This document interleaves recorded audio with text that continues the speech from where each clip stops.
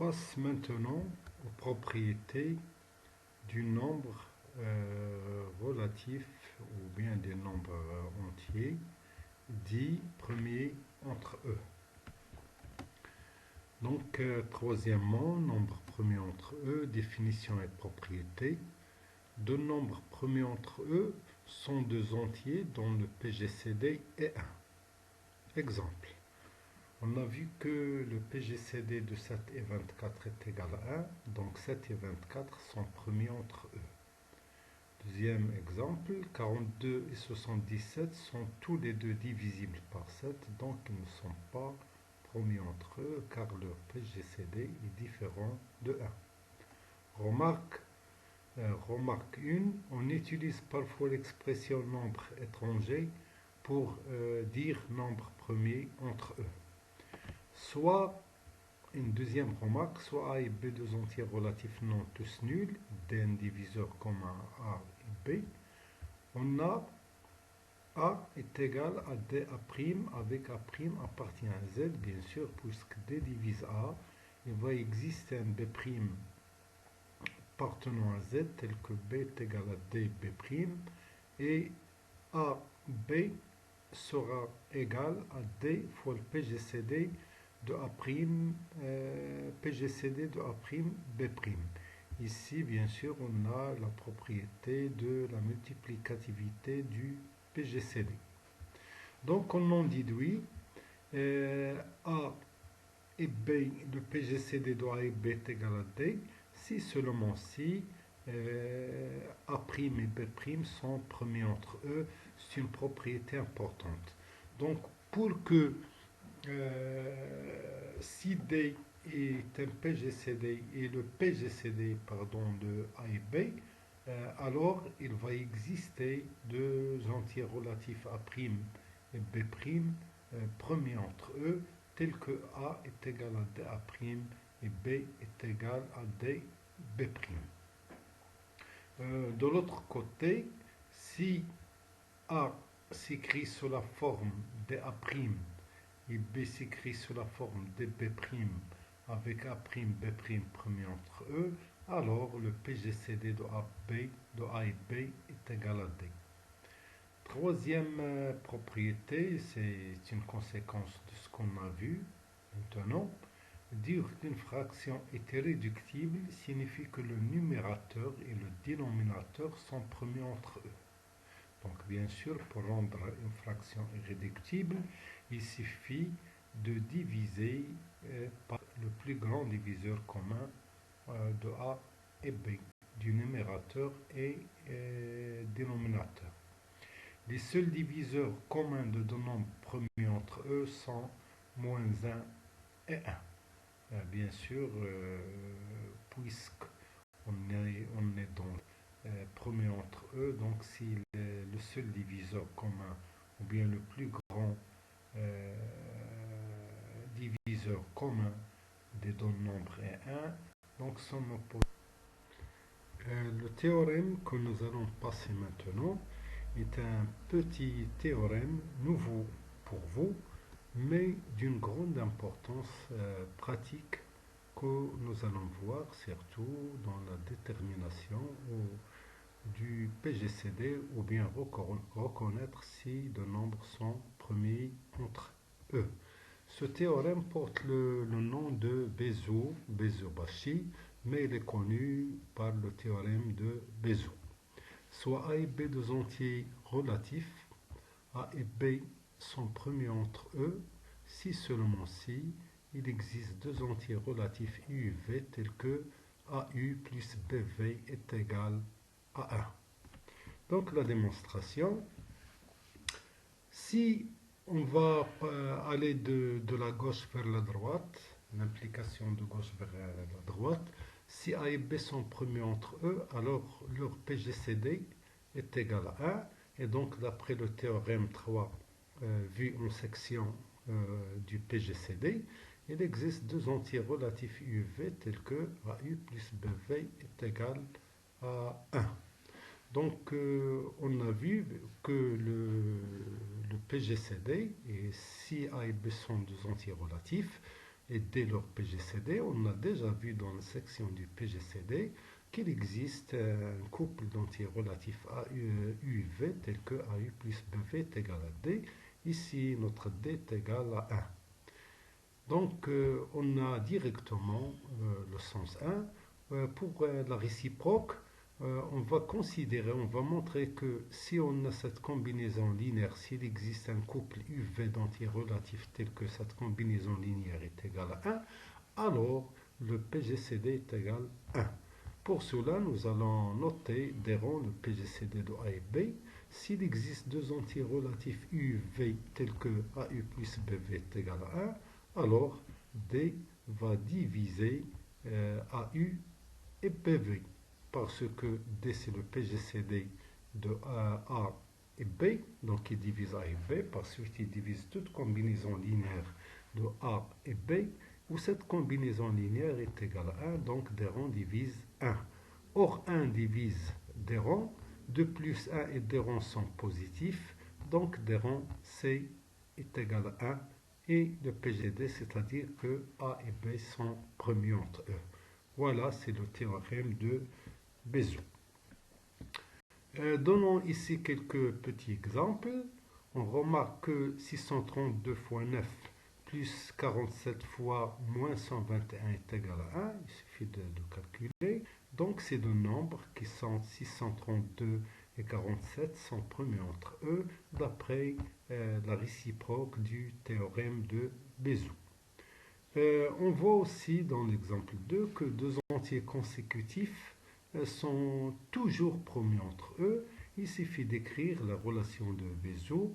On voit que 1 fois n plus 1 moins 1 fois n est égal à 1. Donc le sens de réciproque toujours de Bézout nous dit que n plus 1. On donne ici un corollaire qui est une conséquence du théorème de Bézout.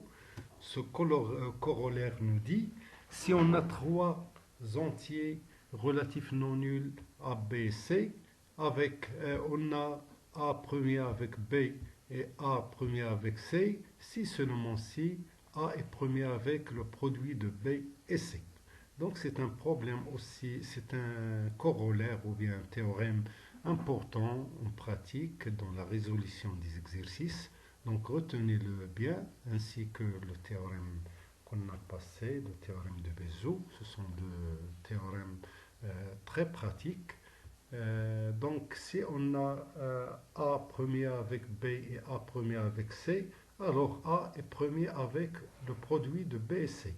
Réciproquement, si A est premier avec un produit BC, alors il est premier avec B et premier avec C. Donc la démonstration, d'après le théorème de Bézout, il existe quatre entiers, donc on va démontrer le sens gauche vers la droite. D'après le théorème de Bézout, il existe quatre entiers relatifs U, V, U', V', tels que AU plus BV est égal à 1, puisque A et B sont premiers entre eux. Aussi, nous avons A et C sont premiers entre eux. On a AU' plus CV' est égal à 1. En multipliant ces deux égalités membre à membre, on obtient A fois ce truc-là, plus BC fois VV' est égal à 1. La somme qui entre parenthèses est un entier relatif, puisqu'on a des opérations sur des entiers relatifs, opération produit-somme. Ici, VV' est un entier relatif. Donc, la réciproque du théorème de Bézout nous dit que A et BC sont premiers entre eux. Voilà. Pour la réciproque, si A est premier avec BC, c'est-à-dire A, BC, le PGCD de A et BC est égal à 1, donc d'après Bézout, on a le résultat directement, il suffit d'écrire. Donc premier entre eux, c'est-à-dire il va exister bien sûr un UV tel que AU plus BC fois V est égal à 1. D'une part, dans le deuxième terme de la somme qui est BC fois V. D'une part, on va prendre B comme facteur de CV. Et donc, on obtient le résultat AB premier entre E. D'autre part, on prend C comme facteur de BV. On obtient, c'est facile à voir. On donne ici un exercice ou bien un exemple, une application. Donc, soit n un entier relatif, démontrer que cet n plus 18 et 10n carré plus 51 plus 65 sont premiers entre eux. Ont une indication ici, on pourra factoriser 10n carré plus 51n plus 56. Donc, à première vue, on ne peut pas connaître si ces deux nombres-là sont premiers entre eux. Donc, on va essayer d'utiliser les outils qu'on vient de savoir. Pour la solution, en factorisant, comme on l'a dit, on a mentionné dans l'aide, 10n carré plus 51n plus 65 est égal à 5n plus 13, 2n plus 5. Donc, on peut faire une factorisation d'un polynôme dans R et voir si on peut passer cette factorisation dans N. Donc on a ce résultat. Il suffit d'utiliser le discriminant dans R et puis voir si on a le droit de passer vers l'ensemble N, et ce qui est vrai ici. On a 2n, 2 fois 7n plus 18 moins 7 fois 2n plus 5 est égal à 1. Et moins 5 fois 7n plus 18 plus 7 est égal à 1. Donc, d'après le théorème de Bézout, on a d'une part 7n plus 18 est premier avec 2n plus 5, et le premier aussi avec 5n plus 13. Par conséquent, d'après le corollaire, donc 7n plus 18 serait premier avec leur produit, c'est-à-dire avec 10n carré plus 51 plus 65. Une autre application du théorème de Bézout et son corollaire, soit un entier premier avec 3 et 7, on se demande si l'équation ax moins 21y est égale à 5 admet une solution dans z carré.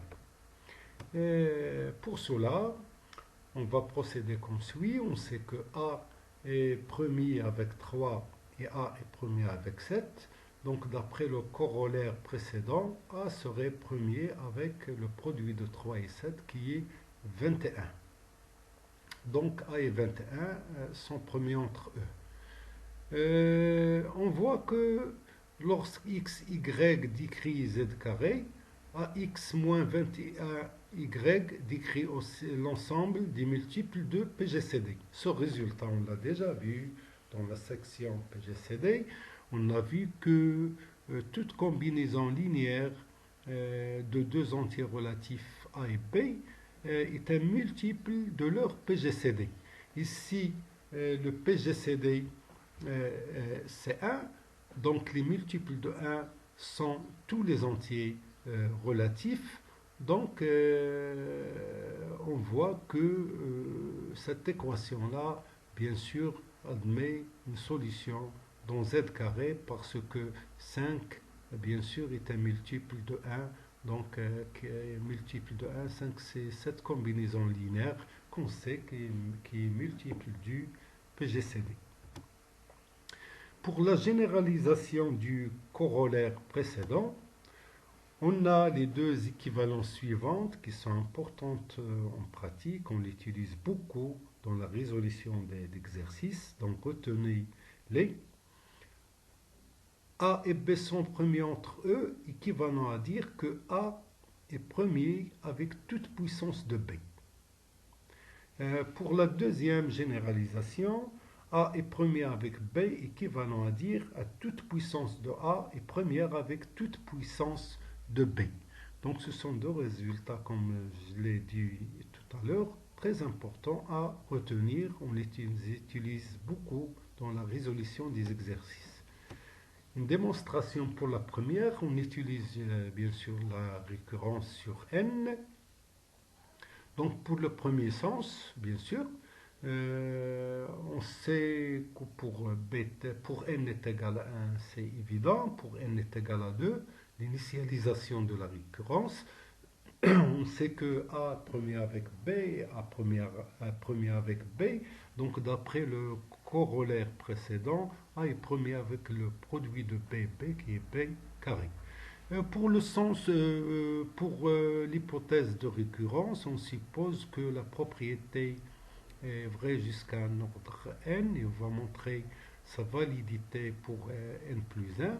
Donc, on sait d'après l'hypothèse de récurrence que A est premier avec B à la puissance n, et on sait d'ailleurs que A est premier avec B en utilisant aussi une deuxième fois le corollaire. A est premier avec le produit de Bn et B qui est Bn plus 1. Donc pour le sens de gauche-droite, on utilise une récurrence, c'est pas difficile. Donc pour la réciproque, on voit qu'il est évident, il suffit d'écrire la relation de Bézout, écrire la relation de Bézout. Donc si on a A premier avec Bn, il va exister un couple UV d'entiers relatifs tel que AU plus BNV est égal à 1. Donc en multipliant par un B, on le fait sortant d'ici.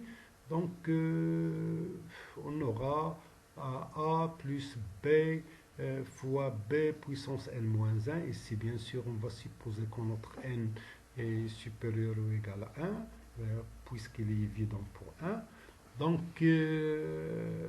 on aura AU plus B fois Bn moins 1 fois V est égal à 1, ce qui veut dire d'après Bézout que A et B sont premiers entre eux. Pour la deuxième équivalence, c'est une conséquence rapide de la première. Il suffit de prendre une puissance de la puissance par exemple AM joue le rôle de A ici. Donc A, la puissance m est un entier relatif, on peut l'opposer à A ici, donc on aura le résultat souhaité. Voilà. On arrive maintenant à un petit théorème d'une grande utilité. C'est un théorème qui est nouveau pour vous cette année et il s'appelle le théorème de Gauss. Gauss nous dit que si on a trois entiers relatifs non nuls A, B et C, et si A divise le produit de B et C avec A et B sont premiers entre eux, alors A divise C.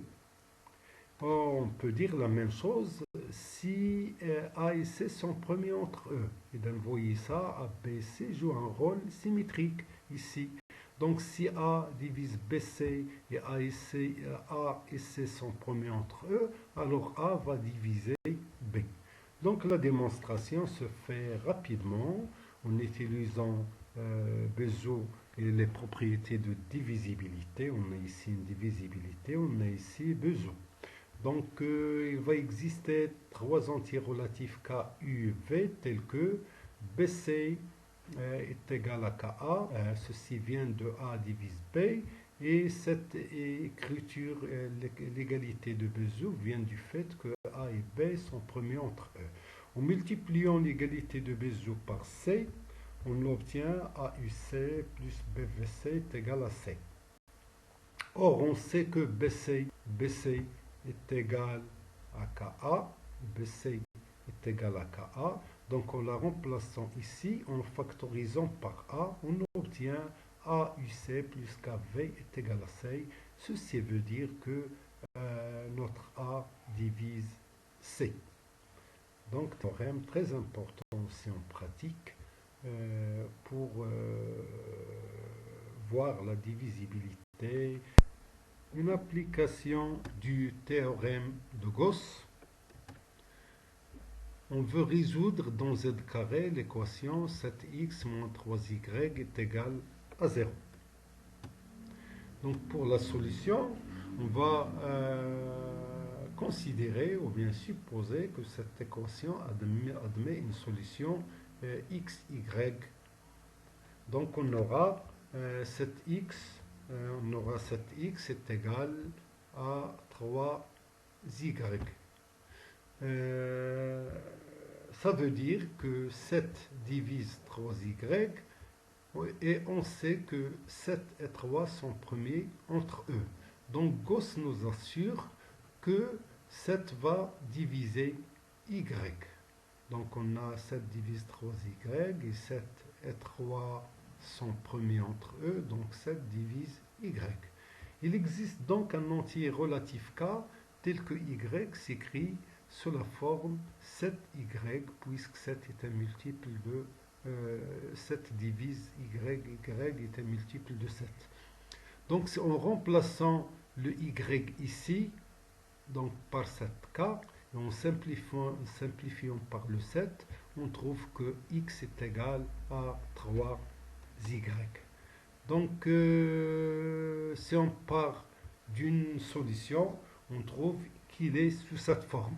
Voyons la réciproque maintenant, c'est tous les couples xy qui ont la forme de 3k et 7k sans solution. Donc on va vérifier ça dans l'équation. 7 fois 3y moins est égal à 0. Donc évidemment 3k, 7k est solution de l'équation. Bien sûr notre k est un entier relatif quelconque.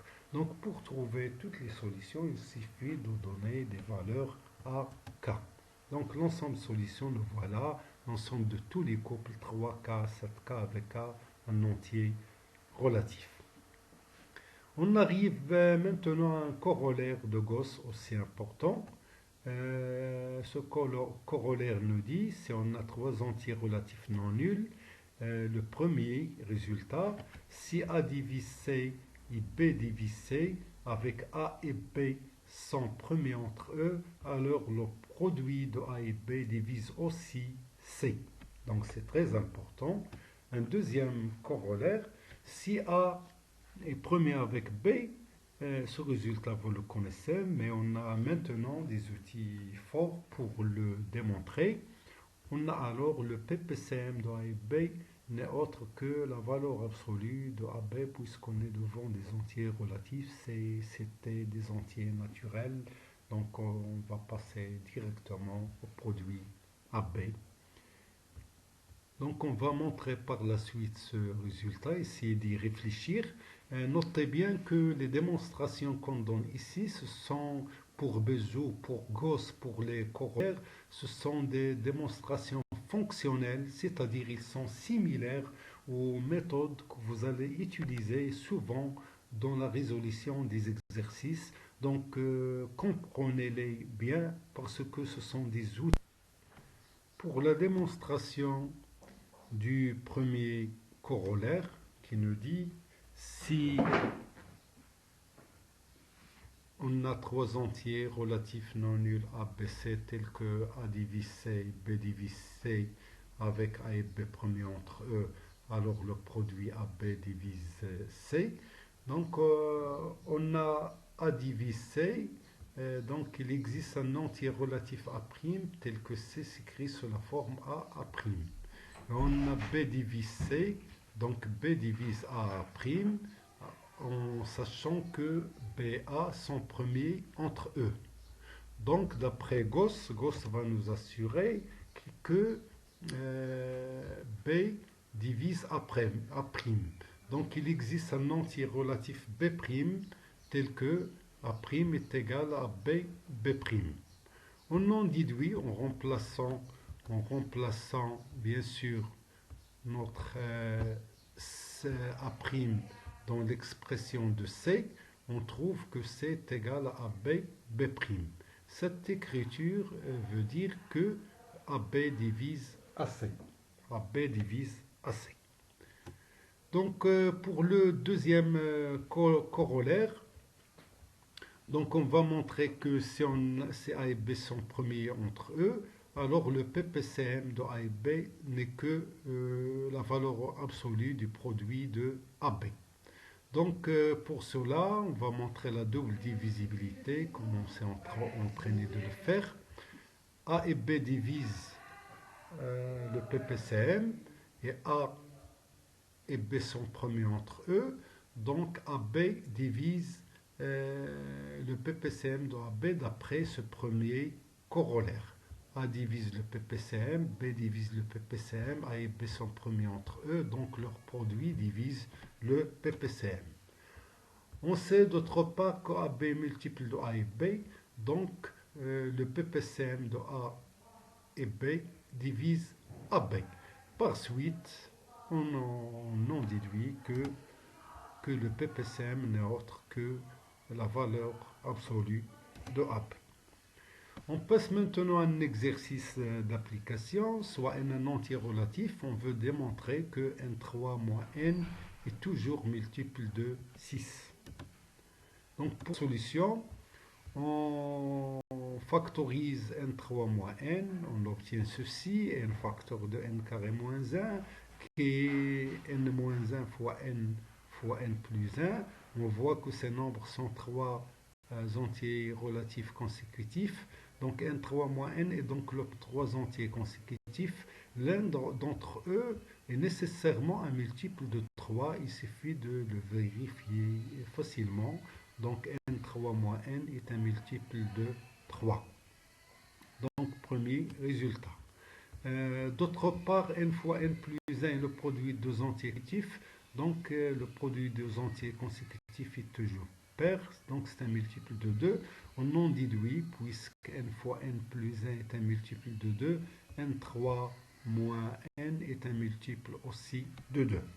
D'autre part, 2 et 3 sont premiers entre eux. n3 moins n est un multiple de 6.